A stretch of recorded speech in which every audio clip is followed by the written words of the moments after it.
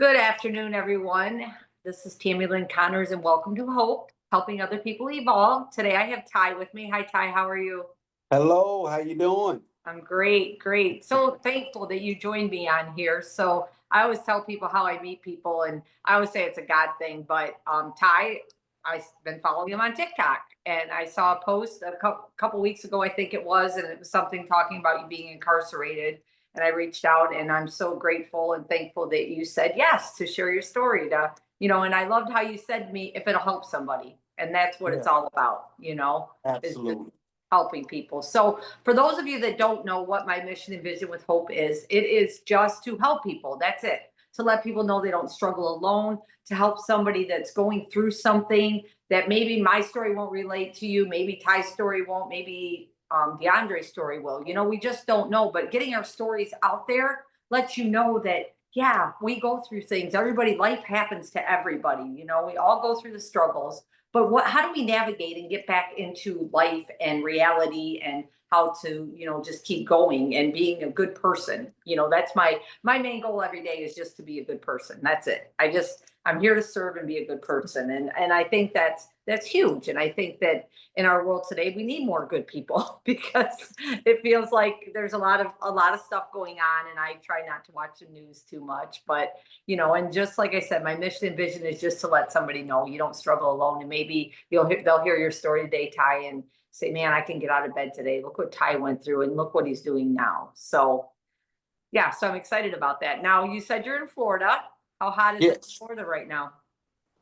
We got up today was pretty mild. Okay. We got up to like little 91, maybe 92, somewhere in Yeah. there.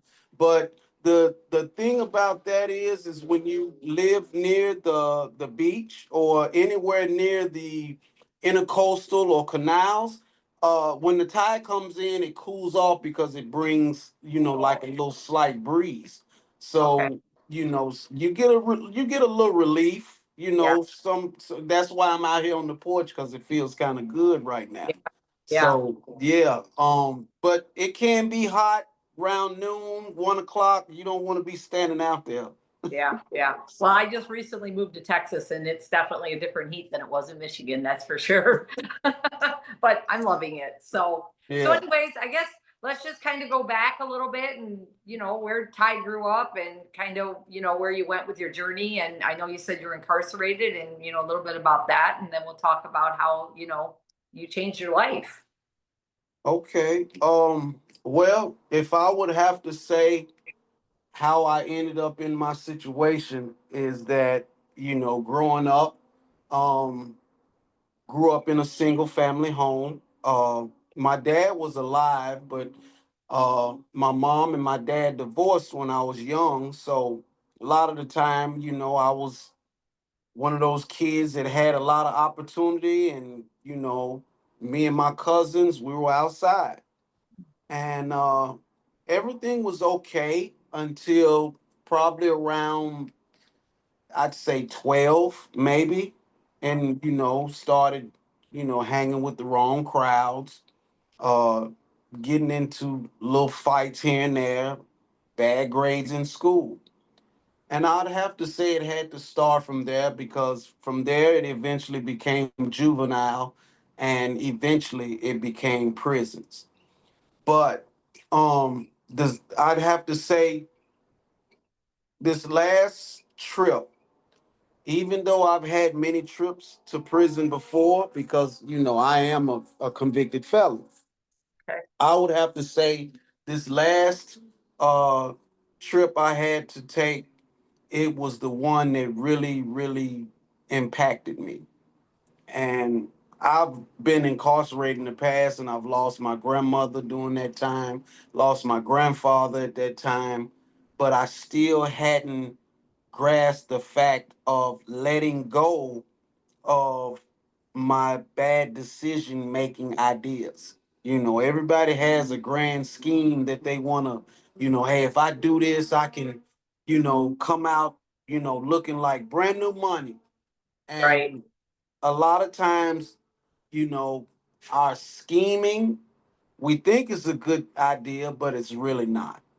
And This last trip, I ended up being incarcerated for 10 years, Okay. and it was drug related, and it was conspiracy to distribute and manufacture cocaine. Okay. So it was me and I think about five other guys. We were all in the conspiracy, and I ended up with a 20-year sentence at 45%, which I'd done around 10 years. I'd have to say that was probably the hardest uh, incarceration I've ever done. Mm. And it was due to the fact that um, I've been there before and my past made it hard because the more times you go to prison, the higher your number is when you return. So you can go back and you can be uh, a nonviolent offender, but because you have several times of going, your number goes up, and you could end up on max just by coming back to prison, which I ended up on close because I've been so many times, and Mm. because of that, I was labeled as a like a career criminal, so to Okay. speak. Yeah. And they look at you like that as far as you know the system, you know how to manipulate the system and the people associated with the system. So they kind of take more a closer look at you when you come back and forth. Did it get Um, dark in? Did you guys just get dark there? no, my porch Oh. light just went off because I was like, nobody's out oh, here moving around, and it'll go off it's sometime. okay. I was just, oh, there you go. I was like, wait, what just happened? I was like, wow, it got super dark in Florida real quick. Yeah. So Oh, there you go. Sorry. um, I do it want to interrupt real quick if you don't mind. When you just said that, like, so my ex, my son's dad, he was considered a habitual criminal. And yeah. his last stint that he did, we had been split up for a couple years, but he did 15 to 30 years. And he ended up doing 18 of that. But because he was a habitual criminal, I know exactly what you're talking about. Like every Yes. time. Yeah. So yeah, so that's something that a lot of people don't know, they don't realize that it goes like that. Yeah. I mean, you can be uh let's say you can actually be, a petty thief, like somebody who doesn't hurt nobody, doesn't deal major drugs.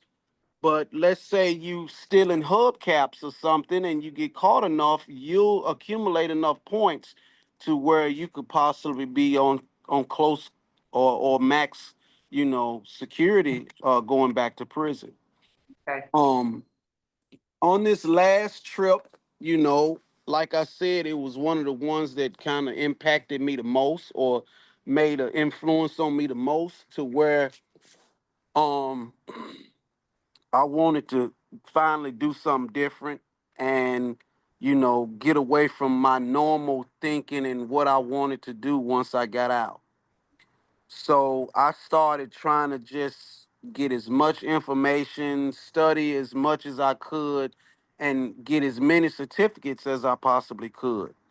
And I ended up getting my carpenter's license, and like I said, I done the best program, which I'm a Toastmaster. I ended up getting the certificate for entrepreneurship. Um, just I ended up, yeah. I also started a LLC. Um, from there, just really, I mean, a lot of stuff, man. I mean, I was in one program to a next, just trying to keep focused and stay progressive, as far as my change. Right. Because, if you don't change, you're gonna keep doing the same thing. And I wanted to change so I can have some different outcomes of what was happening in my life. And so far, it's been working out pretty well. Yeah. That's Um, awesome. I haven't had any major run-ins, as far as the law. I haven't done anything to anybody. I hadn't broken any laws. Haven't had the desire to break the law or do anything wrong. And so far, I've been barbering. I'm also about to get my CDL license, so that's a plus. I want to maybe get me a dump truck and start a little, trucking business with that. Yeah. So yeah, I have to say though, and I got to be honest about this, and I tell anybody, I say doing right is difficult. It is very difficult, especially if you've, had the life of doing wrong so long that you have to turn that around and do good. It Right. is difficult. Yeah, I bet it is. It is. It is because you don't know how to do good off the top. You don't know how, so you have to figure it out and you have to reprogram yourself. And when you do that, you're gonna second guess everything because like I said, you've never done it and you don't know if you're doing it right or not.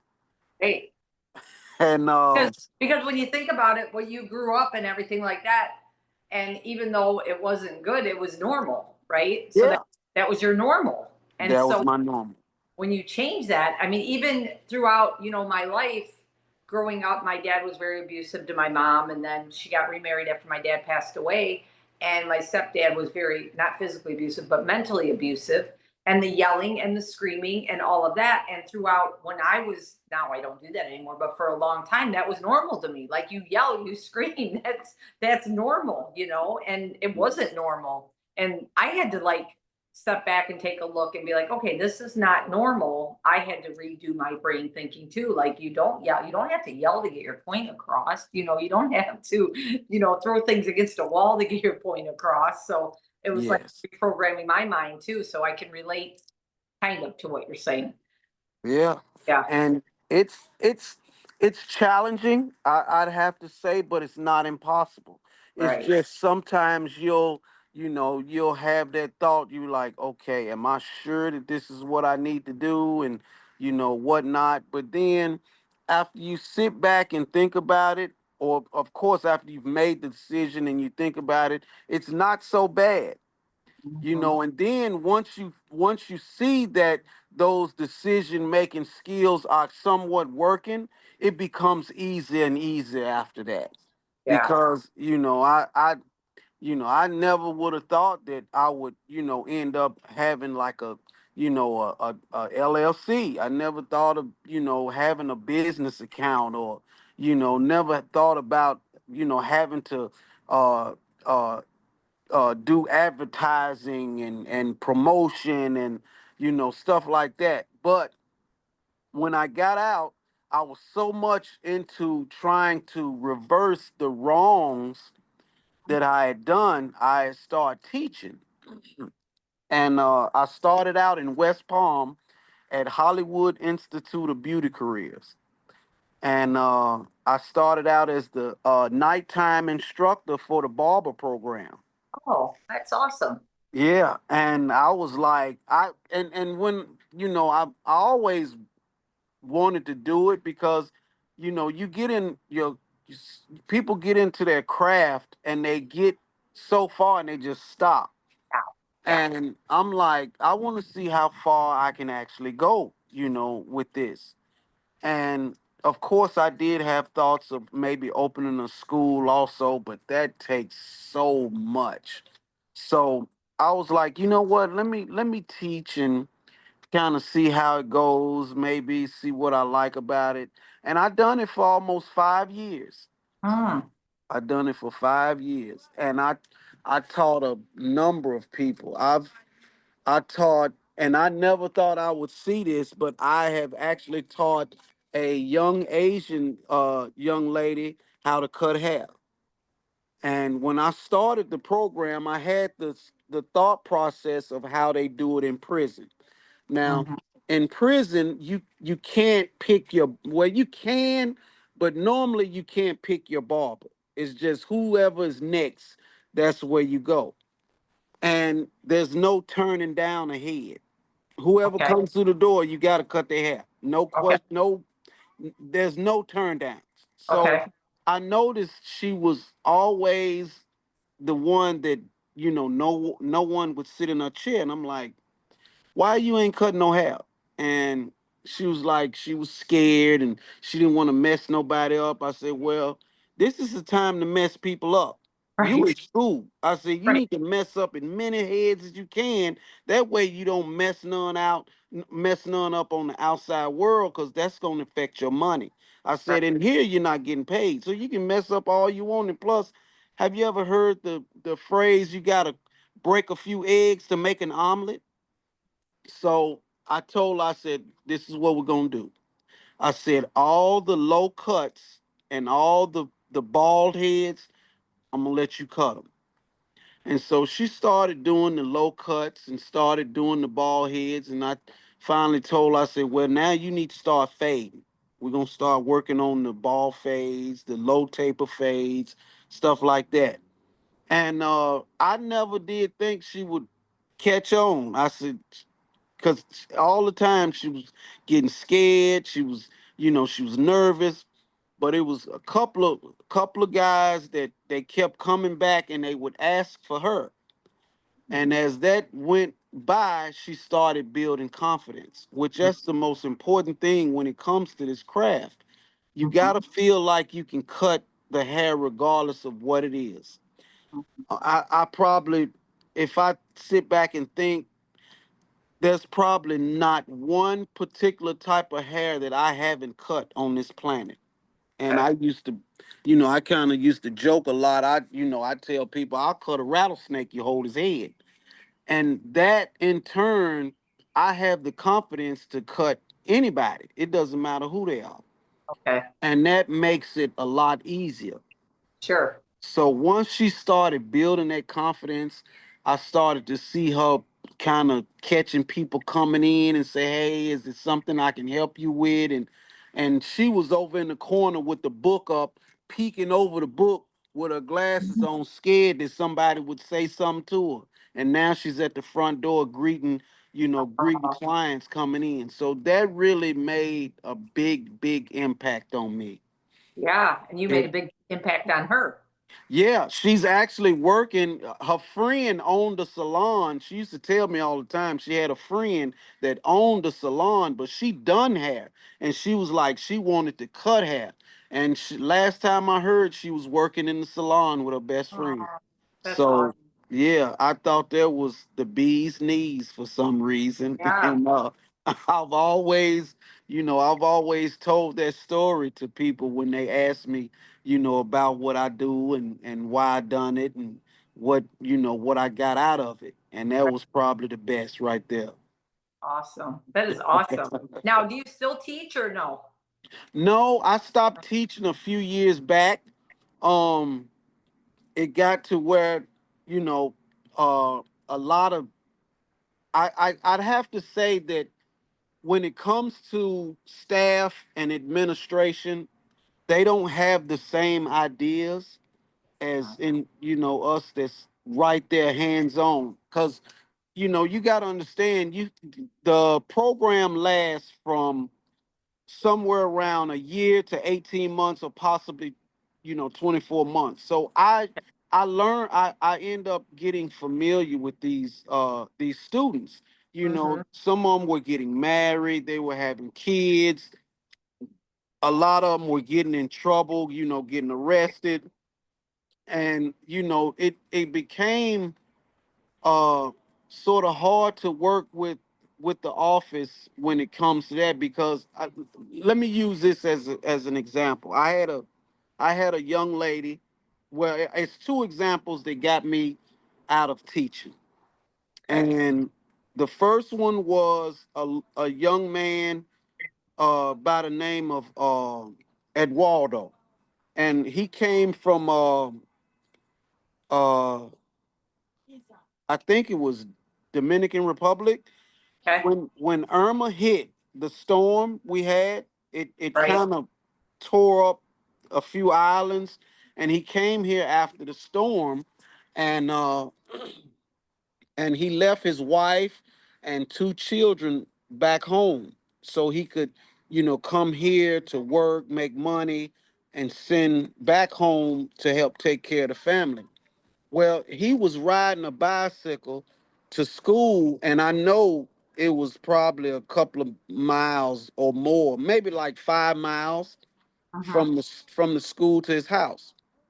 Well, someone stole his bike, Oh, and I went. There was a thrift store, couple of couple of blocks away from the school. So I went to the thrift store, found a bike, told the class, I said, "Hey, look, I want to take up donations to help get Eduardo another bicycle. His bicycle got stolen at the school." So everybody pitched in, regardless of how much I was gonna get it anyway. It wasn't a lot right, of money, but I right, did go and ask the vice president or the vice director, could maybe she go in petty cash and help us out with getting him a bike or whatnot. And she told me she couldn't do it. mm, And I was just curious, and I was like, well, why? Because I see, you go in petty cash to do car washes and grill and stuff like that. And she was like, well, if we do it for Eduardo, we have to do it for everybody. I said, well, I'm not asking for everybody, I'm just asking for him. And right. keep in mind, he was a good student. He didn't speak a lot of English, but he never turned down a haircut. He done his work. He was always early to school and stayed late. And I'm talking about good people. Uh-huh. And so she declined to help me. So I was like, okay, no problem. And that was that on that. Well, he got the bike anyway, and I told him start bringing it in the classroom. That way it doesn't get stolen. Right. Well, they had a problem with that. So that became an issue. But um what got me away from there is that I had a young lady.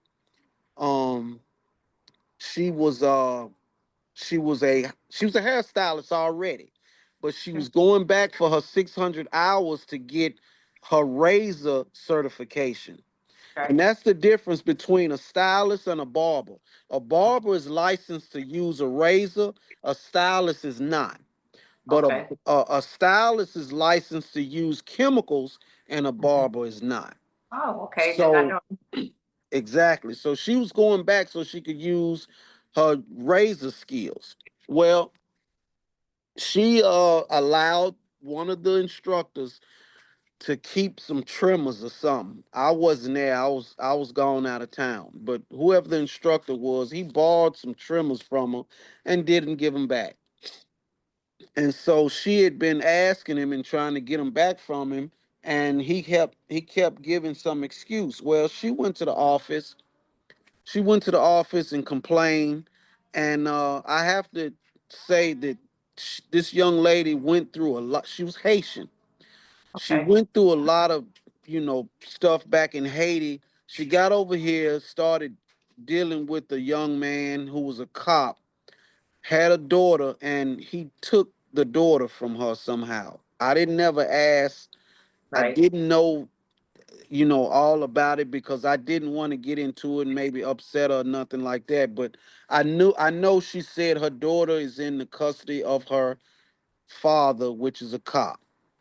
And clearly you can tell sometimes she's having some mental Mhm. breakdown or some mental issues with her, but she was still a good student. Anytime I asked her, and I used to take my students and make them, I'd ask them to go to the homeless shelter. We would go to the senior citizens uh, center and cut their hair. We would go to the adult literacy center. We would, anywhere people needed a haircut for free, we were there, especially in Broward. Wow, that's And awesome.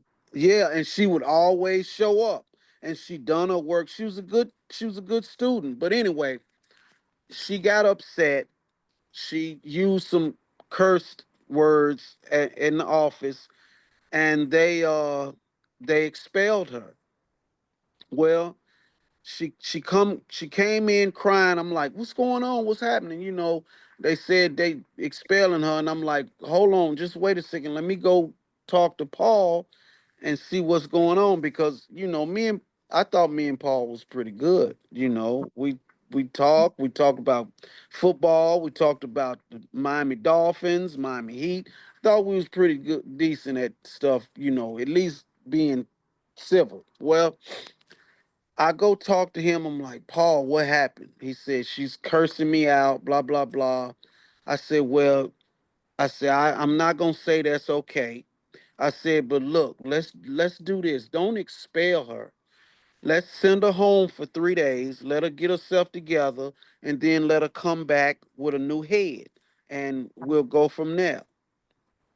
Well, he didn't want to do it. And I pleaded and I pleaded, and you know, I I offered to buy donuts and everything, but he wasn't going. And I'm like, Paul, this young lady is almost done. She don't need number like 200 more hours. She'll be out of here.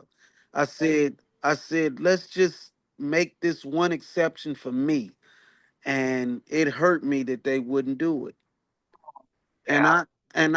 I've had students that were way worse that needed to be put out, and they didn't put them out, but they put this young lady out. And I just didn't. It didn't sit right with me. And after that, I just really started kind of bucking the system. And the last day they fired me, actually, which I knew they were, because I had started to helping the students, because they had these kids, well, they not kids, but they had these students in bad situations. They put the bike rack behind the building with no cameras, no windows, no lights, no nothing. Why are you forcing them to put the only means of transportation they have somewhere where it's not protected? Right. Like So sabotaging them. yeah, it's like you actually giving them someone an opportunity to make it hard on them. But I'm gonna tell you, I'm gonna tell you what got me fired. I came in. It was Saturday. It was a Saturday morning, and we was doing quizzes. And I came in, and every morning the director, he stands at the door and offers the students coffee and donuts. So I come in, I go to the room, I shake his hand, we speak, I go to the room. I'm setting up, laying everybody's paperwork out, blah, blah, blah. And there was one particular student, his name was uh Calvin, but he called himself Diablo the Barber. Okay. And he actually cuts Noriega and Fat Joe, and all those, some of those rap guys. He's in some of the videos too, in some of the Noriega videos. Okay. But anyway, he's just bad news altogether. Last time I heard, he had got arrested, and he tried to bribe the officer, and he ended up going to jail. But he's gotten caught so many times cutting hair without a license, he can't even get his license as a stylist nor a barber. So he was just one of those guys that just wasn't good at all as far as a person. He could cut hair really, really good, but his personality and his attitude were just trash. Mhm. Well, he knows there's a code, a dress code to come on campus. You can't have on shorts, you can't have on slides, you Right. can't wear a wife beater, stuff like that. Well, he comes in, he's got on khaki shorts. And I didn't see him at first because, like I said, I had started class. I had some students, they were taking a quiz. The director comes to the door and tells me to step out to talk to me. I'm like, sure. So I step out, and he says, can you tell Calvin he has to go home and change to, proper attire? I said, you want me to tell him to go home and change? He's like, yeah, he can't be on campus with shorts on. I said, so I'm giving a quiz to the students that did come properly dressed and ready to learn, ready to, get out in the world and be, successful at this craft. And you were at the door passing out donuts and coffee and let him walk past you into the classroom to come and interrupt my classroom to tell me to tell him to go home and change. I said, okay. And I shut the door and went back in there and started teaching. I didn't tell him nothing. So when I came in that Monday, I was fired. But I would change anything or Yeah. anything about. I enjoyed it. I really did. And actually, to be honest, I got another offer that same week for more money to teach in Miami Lakes. And it was one of our competitors. And I turned it down. I went to the interview. I got the job. I called my wife. I said, "Hey, I got the job over here at Miami Lakes as an instructor." And she said, "Yeah." She said, "What you gonna do?" I said, "What you mean? What I'm gonna do? I'm gonna take it. It's another job." She's like, "T, you gonna get in there. You gonna get familiar with them students. You gonna get friends with them. Something else gonna happen. They gonna fire you again." And I thought about it. I said, "You know what? You probably right." Right. Yeah. Yeah.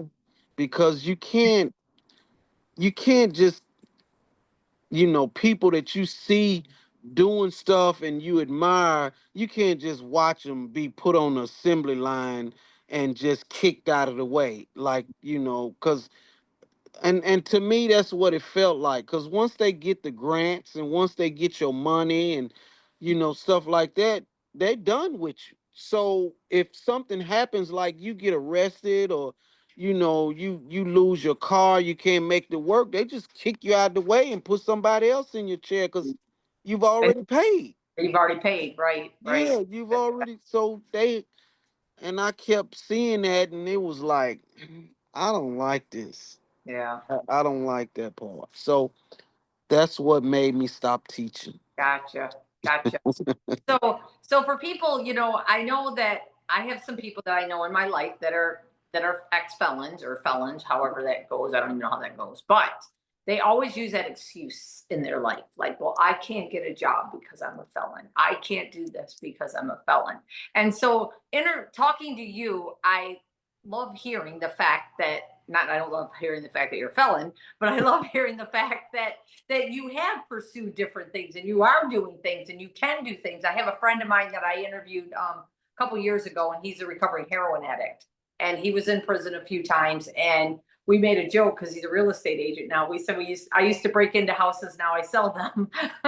It was kind of a joke, but I think people need to hear that too. Like, I want people to know that, I told you that I'm getting ready to do prison ministry here in Texas in August, and I'm so excited about it. And really, it's just to go in there and just let them know, let them be seen, let them be heard, let them know that they're loved, right?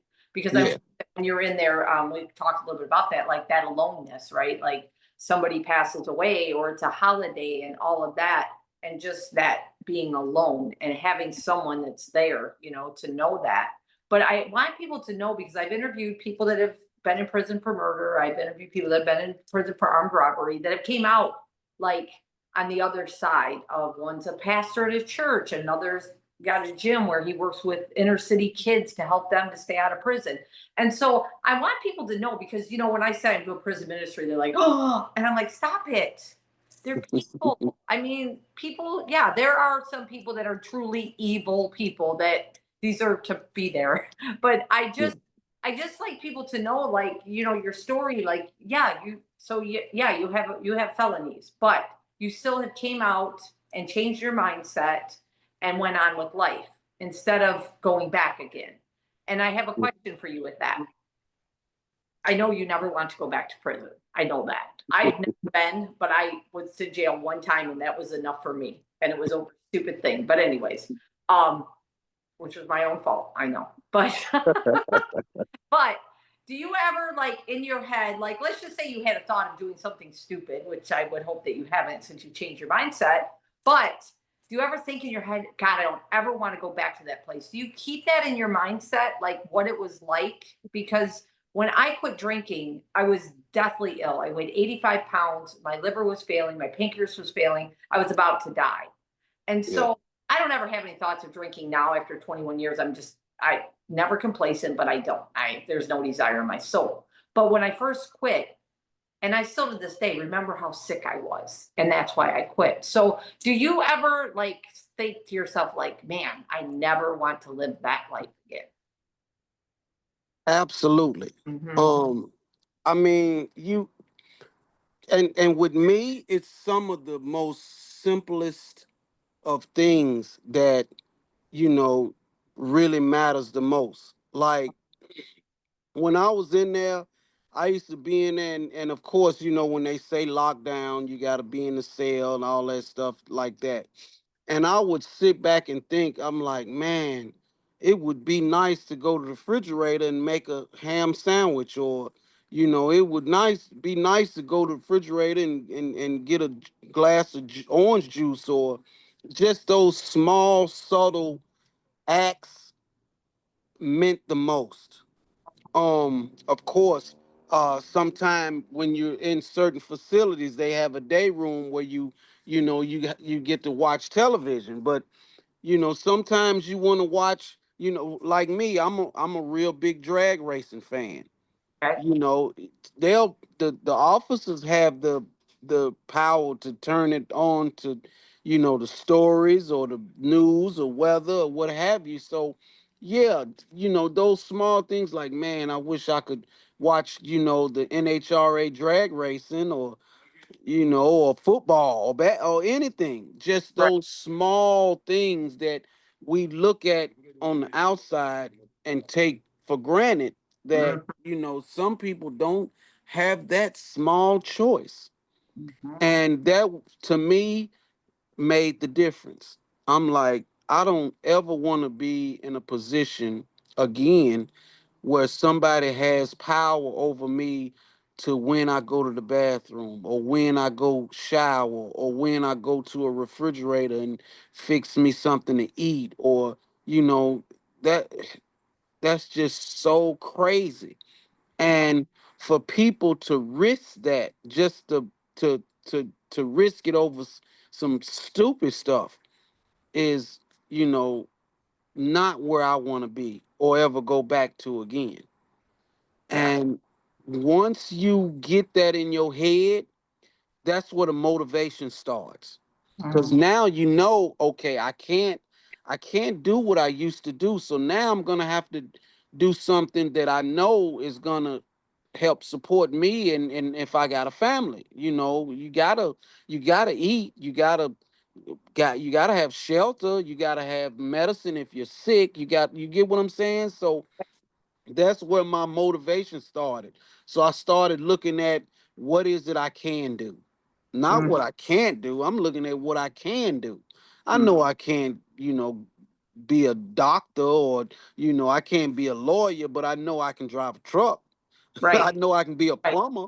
I know I Right. can be an electrician. I know I can be a carpenter. So Mhm. yeah, I started looking at what I could do instead of what I couldn't. Nice. And that was when things started to come together. Right. And I I still, as to this day, don't know how I done it. I believe it was because other people were praying for me, because I pray, but I don't think I pray that much. Mhm. And to get out of prison in 2016, and be in the position that I'm in now, is a blessing, because there's people that's been here all their life, and they still are not homeowners, or they still don't have a car, or they're still struggling, which I struggle. I ain't gonna lie, it's still hard. It's very expensive to live here. But Sure. I do have a home, I have a car, I have a roof over my head, I got a little food. So I'm blessed, and I know that long as what I I have an opportunity to do today. If I don't accomplish it all, I still got tomorrow. That's true. That's awesome. That's So true. That's yeah. awesome. Wow. Yeah, that's some good stuff. I love what you just said there too about, just blessings, and the gratitude of the things that we do have and not taking that for granted, like a roof over Yes. your head, a car, food, a little bit of food, whatever, electricity. I just did a podcast a couple of weeks ago about that, like things that we forget that we're grateful for. Just like you said, before you couldn't just go to the refrigerator and grab a water or a juice or make a sandwich, and people Yes. take that for granted. And yeah, not everybody lives that life that you have that fear of, but you never know. Like you see people all the time that do, and we'll just use drinking and driving as an example, and then their whole life changes, and now there they are. And so I think that I just thank you for sharing that, because I want people to know that, yeah, I mean, yeah, people do bad things, but people change and people can change, and I think that's a very important thing to know. Now, not everybody can change, and I've learned that myself. You can't change anybody; they have to change Right. themselves. I was going to change somebody one time in my life, and it didn't work out very well. He was the one that was a habitual criminal, and so. But I do know, and I just enjoy hearing your story, and I love that what you're doing. I think it's great, and so getting your CDL and all of that is just great, because you said, and what you said was, I know the things I can't do, but I know what I can do. And Yeah. that's a powerful, powerful statement right there. I never really looked at it like that, but it's true. There's things that Yeah. you can't do. Everybody always walks around and says, you can do anything, you can do anything. Well, things sometimes in life stop you from being able to do everything. And Yes. that's okay, because everybody's not meant to be doing everything, but do what you can do and what your gift is. Like your gift is being a barber, I'm sure. I'm Yeah. it for a while, and your gift is to inspire people, because that's what you are. You're an inspiration. Maybe you don't know that, but you are. It's just what you've learned, what you've been through, and you took that mess and turned it into a message, and that's what we are here to do. People don't look at, I'm going to get a little biblical here, but they don't look at the people that God used. The people that he used, they weren't all good people, but they took those stories, and turned them into stories of hope, and that's what we're out here doing, just sharing hope. So Yeah. yeah, I appreciate. Hope and some sort of inspiration, because I I I get a lot of individuals in my chair, and a lot of people say actually being a barber is like sort of like slash being a psychologist too. It. And you would not believe some of the things that uh our younger generation that they just don't consider, or they don't even think about. Like I asked one individual, I think he was somewhere around 24, maybe 26 at the most. Uh-huh. And I asked him, I said, "Hey, have you ever been to the Keys?" And he said, "No." I said, "But you from here, right?" He said, "Yeah, I was born and raised here in Miami." I said, "And you've never been to the Keys?" And he said, "No." I said, "Why not?" And he said he just never wanted to go. And that was like, wow. So you looking at a place, and I done been to the Keys probably about 7, 8 times. Okay. And I've done it in the car, and I've done it on a bike. Bike is most definitely greatest, because you smell and you see and you feel everything. So it's like a senses overload. But anyway, I said, "You don't fish?" She's like, "No, I don't fish or nothing like that." And it seems like that the youth don't have any desire to know anything other than clothes, fashion, music, cars, and money. Um, they, they don't want to see, like, I'm a real big fan of wildlife. I try to clean up. I don't take paper sacks from the store. Don't put my stuff in a bag. I'll stick it in my pocket or I'll carry it because there's so many plastic bags and stuff like that floating around in the canals. And every time I go fishing, I carry out like 2, 3 bags of trash. And it's like the youth don't really care about anything. They'll throw trash out of the car in the middle of the street. They just don't really care about much of nothing. Yeah. So with that being said, I asked a lot of them, how do you feel about, your children being able to see the manatees, when they get old enough, or being able to go out and fish and catch shrimp or snapper or, my. I mean, wouldn't that be an experience that you would want them to be able to have and tell their children and pass it on? And they ain't never thought about that. Mm-hmm. And Yeah. I'm like, wow. Yeah. So everything is just centered around the individual. They don't look at nothing. They don't even think of nothing else but themselves. Mm-hmm. Yeah. It's a egotistical generation, that's for sure. Yeah. And, ooh, and they just, man, I don't understand it. They don't cook, they don't clean, but they want all this They don't stuff. work. Yeah, half of them won't work. Yeah, Right. you exactly right about Yeah.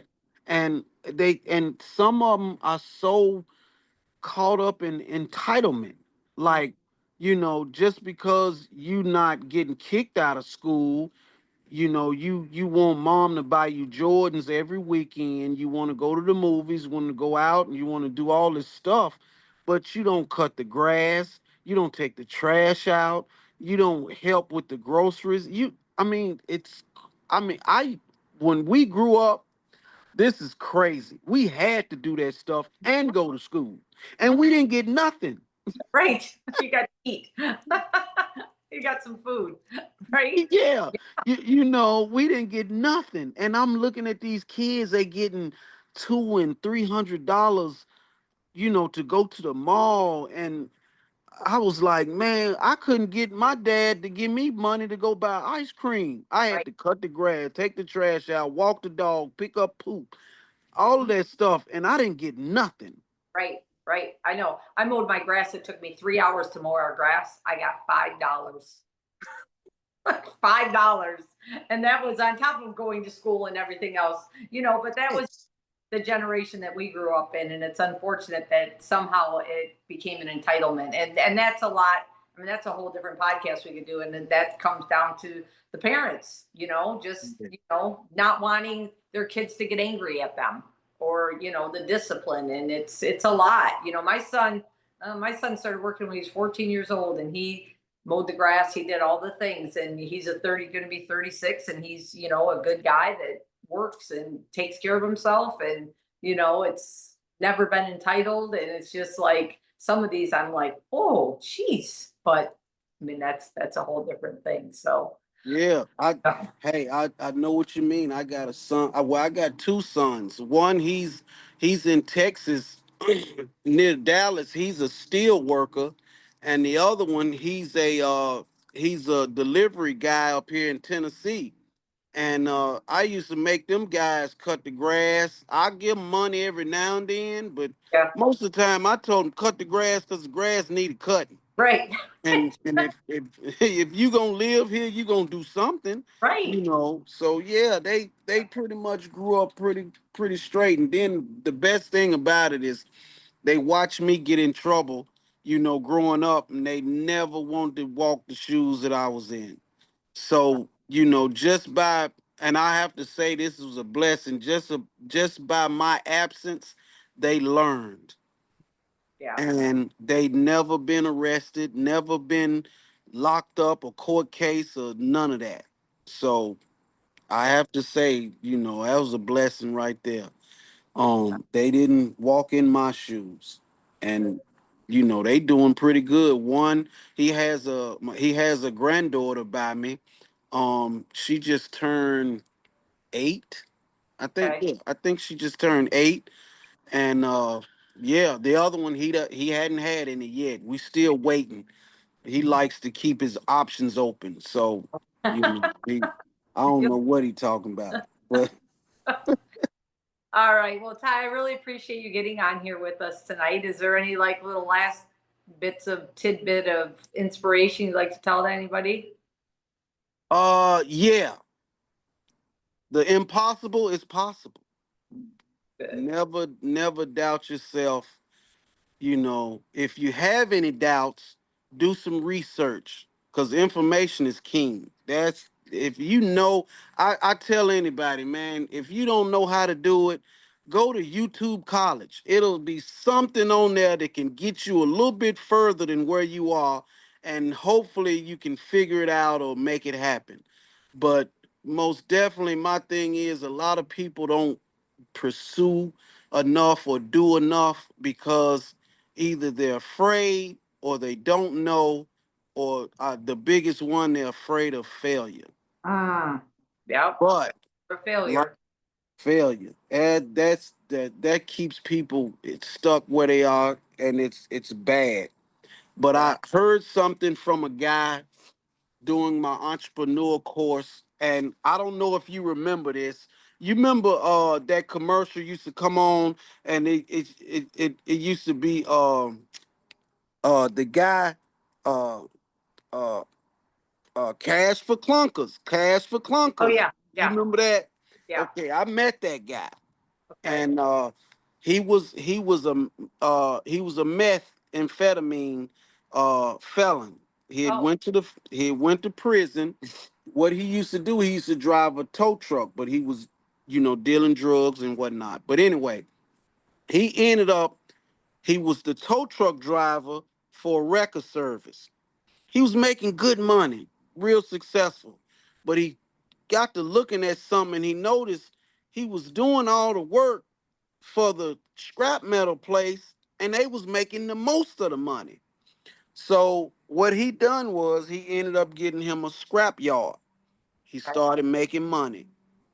And he got into a situation where when he got the scrap yard, they opened 2 brand new scrap yards surrounding him.